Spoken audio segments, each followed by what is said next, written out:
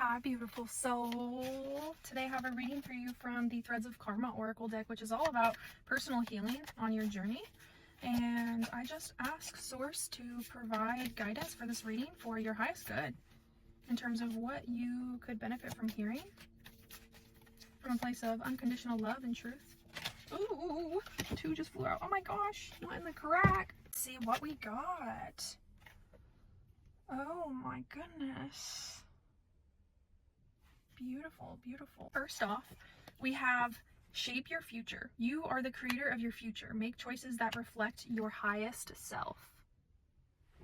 So this is kind of a good reminder of taking stock of where you're at, what you've been working on, what you have been doing, circling back on your goals, and are you on track or off track for those? Are you living in a way that is, more reactive to what is happening? Or are you living in a way that's actively creating your life, actively shaping your future, actively creating your dream life, what you want to do? Or are you more so passive in just like going with the flow? And it's tricky. It's a balancing game, because you do want to have that flow energy. You do want to have that adaptability and agility, and not be so fixed in your ways that you're closed off to things. But you also need to step forward with the energy of creating what the fuck you actually want. So what does that mean for you? What does that mean for your life? What's the next stepping stone that you want to lay down? You're on the current stepping stone. What's the next one that you're going to lay down? Next off, we have rebuild imbalanced relationships. This is funny because it's Libra season right now, and in the back they have a scale, and the scale is tipped. See? It's tipped to one side. It says, if the scales are tipped, it's time to restore balance. Step forward and create harmony in your relationships. So I'm guessing a certain relationship comes to mind when you hear this, and within that relationship specifically,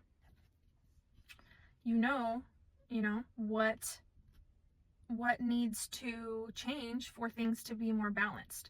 And you can only control yourself, but if the imbalance has to do with another individual, you can always approach them and have a conversation about what's going on, how it's making you feel, and the impact on you. And if the relationship is right, if the relationship is healthy, that shouldn't be disruptive in a way that is detrimental for the relationship. They should want to hear you out, and you should want to hear them out, because they might come back at you with something else, right? And so there's definitely this reminder here about harmony and figuring out, do you need to kick it up a couple notches in something? Do you need to kick it down a couple notches in something? What's the vibe here? What's the vibe? And the third card that came out is to love without self-abandonment. This is beautiful. Look at the aura around them.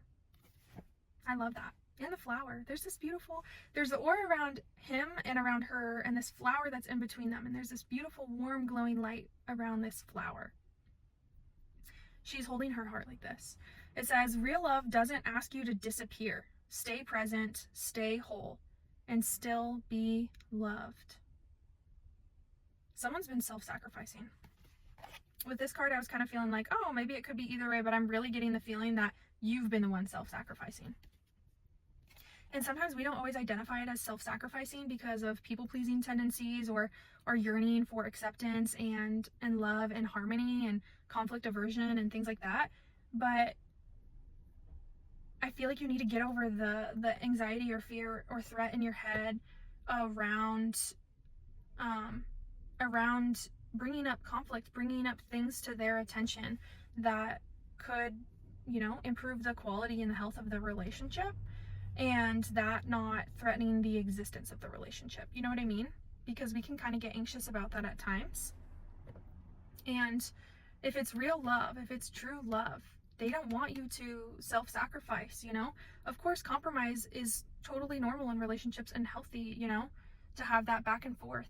But it's different when there's like longer term patterns of certain things, and it's different when you feel like you need to abandon parts of yourself for the relationship to thrive, and that isn't right. So if you try to address that and it keeps happening, then it might be really important for you to figure out, is this right for me? Is this in alignment? Is this in my highest good? Or am I self-sacrificing because I want to feel accepted and because I want to feel loved and because I want to feel like a good person? And I want, I don't want to cause problems. I don't want to cause issues. And this is just a reminder that you are the one that can shape your future. And if it's not, right for you, it's not right for you. You need to cut your losses where they're at. If that's the case. I'm not saying to do that, but if that's the case, and evaluate what aspects, take action on what those things are, and always remember that you can love without self-abandonment, and that true love in your highest good does not include abandoning yourself and doing that for the sake of the relationship. You know what I mean? Like, true love, they want you to show up for your highest self.